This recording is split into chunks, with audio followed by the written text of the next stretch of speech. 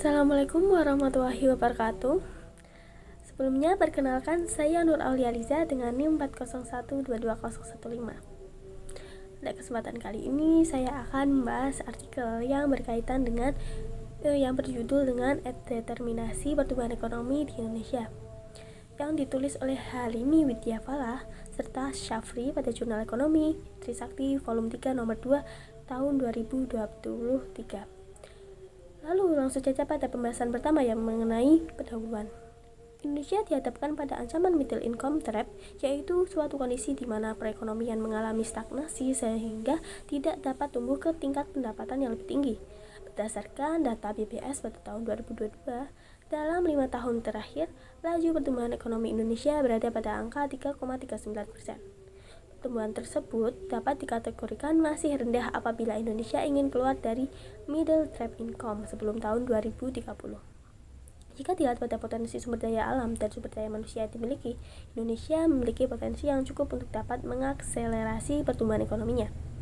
Jumlah penduduk Indonesia yang mencapai 275 juta jiwa pada tahun 2023 merupakan potensi tenaga kerja sekaligus pasar yang besar untuk menyerap hasil produksi barang dan jasa. Potensi sumber daya manusia ditambah dengan kekayaan sumber daya alam yang dimiliki dapat menjadi penarik bagi investor untuk menanamkan modal di Indonesia. Di samping memiliki potensi penduduk serta daya tarik bagi investasi, teknologi juga menjadi faktor lain yang dinilai dapat mendorong pertumbuhan ekonomi. Berdasarkan beberapa hal yang saya sebutkan tadi, dapat dilihat bahwa Indonesia sebenarnya berpotensi mengalami pertumbuhan ekonomi yang tinggi. Namun kenyataannya hal tersebut belum terlaksana karena pertumbuhan ekonomi masih berkutat pada 3-5% setiap tahunnya. Tujuan penelitian ini yaitu guna menganalisis faktor-faktor yang mempengaruhi pertumbuhan ekonomi di Indonesia dengan menggunakan variabel yaitu perubahan teknologi, rasio kapital tenaga kerja, kepadatan penduduk, tingkat pendidikan, dan inflasi. Sedikit menyinggung tentang tinjauan pustaka, perlu diketahui bahwa teknologi dalam konteks ini memiliki definisi yang cukup luas, yaitu mencakup segala sesuatu yang mampu meningkatkan jumlah output di luar faktor tenaga kerja maupun modal. Lalu terkait pengaruh rasio kapital tenaga kerja memiliki pengaruh positif terhadap pertumbuhan ekonomi. Rasio tersebut merupakan rasio yang menjelaskan besaran kapital yang terdistribusi pada setiap tenaga kerja yang digunakan dalam proses produksi. Kemudian pengaruh kepadatan penduduk disebutkan dalam beberapa penelitian memiliki pengaruh terhadap pertumbuhan ekonomi. Pengaruh yang terjadi berbeda-beda di setiap tempat. Dalam beberapa penelitian disebutkan bahwa kepadatan penduduk memiliki pengaruh positif. Selanjutnya, pengaruh variabel mengenai pengaruh tingkat pendidikan. Tingkat pendidikan memiliki pengaruh positif terhadap pertumbuhan ekonomi. Semakin tinggi tingkat pendidikan, produktivitas seseorang akan semakin meningkat. Hal tersebut akan membuat tingkat output yang dihasilkan juga ikut tumbuh.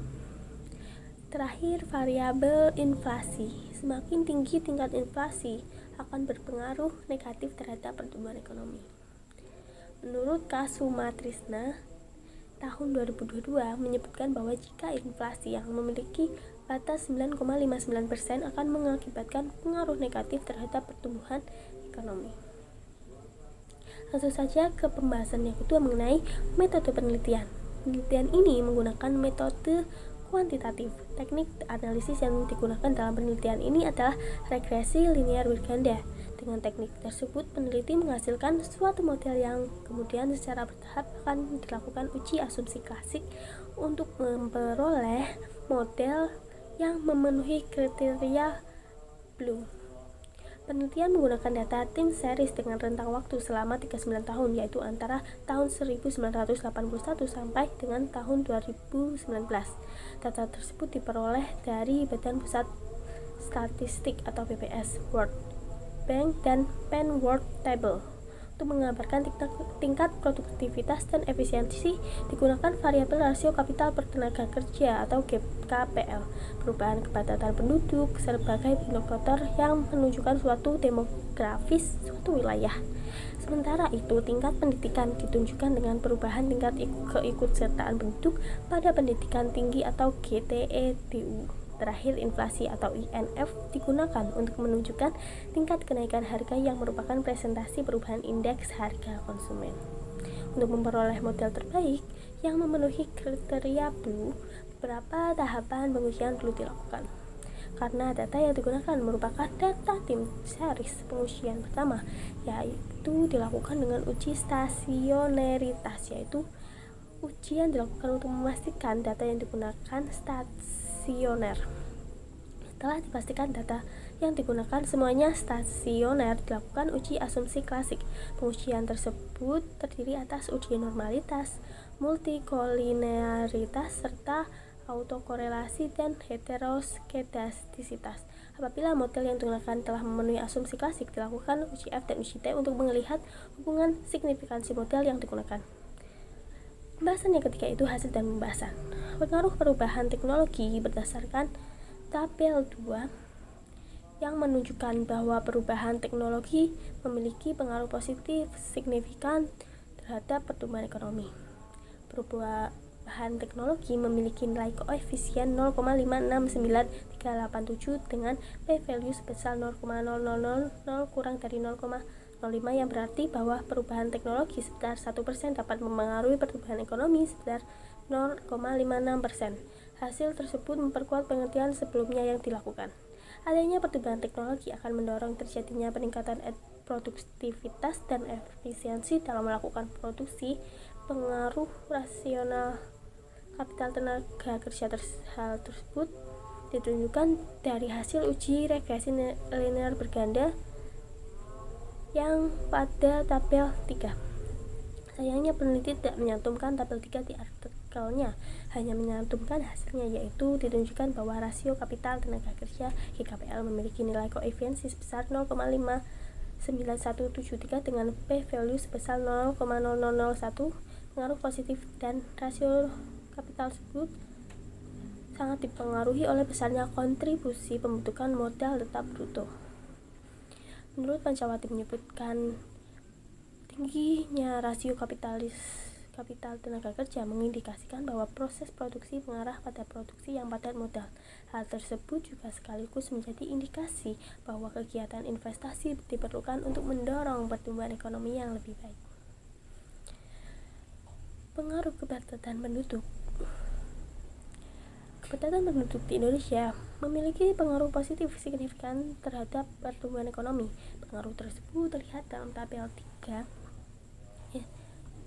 Tabel 3 tidak ada yang menunjukkan bahwa berdasarkan hasil regresi linear berganda, kepadatan penduduk atau GDE-NSITY memiliki koefisiensi sebesar 0,837714 dengan p-value sebesar 0,0051.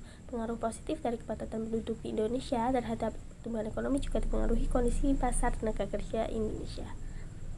Sektor-sektor yang menggunakan tenaga kerja dalam jumlah besar seperti pertanian, industri pengolahan, dan perdagangan memiliki kontribusi yang tinggi terhadap PDB. Lalu, selanjutnya mengenai pengaruh tingkat pendidikan. Berdasarkan hasil uji regresi linear berganda, sebagaimana tercantum pada tabel 3, disebutkan bahwa tingkat pendidikan, khususnya tingkat pendidikan tinggi, memiliki nilai koefisiensi sebesar 0,077768 dengan p-value sebesar 0,00373. Hal tersebut menunjukkan bahwa tingkat pendidikan tinggi memiliki pengaruh positif signifikan terhadap pertumbuhan ekonomi. Pendidikan merupakan salah satu faktor penting untuk meningkatkan kualitas sumber daya manusia. Semakin tinggi tingkat pendidikan akan meningkatkan kualitas tenaga kerja yang akan berdampak pada peningkatan produktivitas. Hasil pembahasan terakhir mengenai pengaruh inflasi. Hipotesis bahwa inflasi memiliki pengaruh negatif dan signifikan terhadap pertumbuhan ekonomi tidak didukung oleh hasil uji regresi linear berganda yang dilakukan.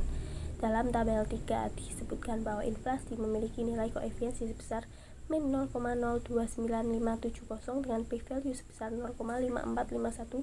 Hasil tersebut menunjukkan bahwa meskipun memiliki koefisien negatif sesuai dengan hipotesisnya, pengaruhnya tidak signifikan. Jika melihat data, tren perkembangan inflasi cenderung memiliki fluktuatif, sementara pertumbuhan ekonomi relatif tumbuh dengan stabil.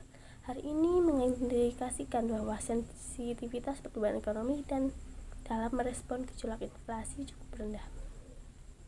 Kesimpulan dari pembahasan kali ini yaitu berdasarkan hasil pengolahan dan analisis pertumbuhan ekonomi di Indonesia dipengaruhi oleh beberapa determinan, antara lain yaitu teknologi, rasio kapital tenaga kerja, kepadatan penduduk, dan tingkat pendidikan. Seluruh determinan tersebut memiliki pengaruh positif signifikan pada tingkat kepercayaan 95%. Sementara itu, variabel inflasi merupakan satu-satunya variabel yang dalam model yang tidak memiliki pengaruh signifikan terhadap pertumbuhan ekonomi.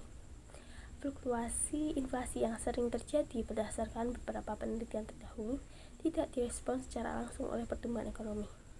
Oleh karena itu, untuk menjaga momentum pertumbuhan ekonomi agar Indonesia dapat keluar dari middle trap income, pemerintah perlu menyiapkan berbagai kebijakan. Kebijakan yang pertama yang perlu dilakukan oleh pemerintah yaitu mendorong perkembangan teknologi tepat guna, baik melalui peningkatan pembiayaan di bidang penelitian maupun pengembangan, memberikan insentif bagi pihak swasta yang berkontribusi dalam kegiatan pengembangan teknologi di Indonesia. Yang kedua yaitu pemerintah harus melakukan penyederhanaan proses perizinan, berusaha serta membuat bauran kebijakan yang pro terhadap investasi yang berkelanjutan untuk menarik investasi, khususnya investasi dari luar negeri pada sektor berteknologi tinggi. Selain itu, pemerintah juga perlu mendorong program-program peningkatan kualitas akses pendidikan tinggi agar dapat dijangkau seluruh masyarakat. Cukup sekian pembahasan dari saya, kurang lebihnya mohon maaf. Wassalamualaikum warahmatullahi wabarakatuh.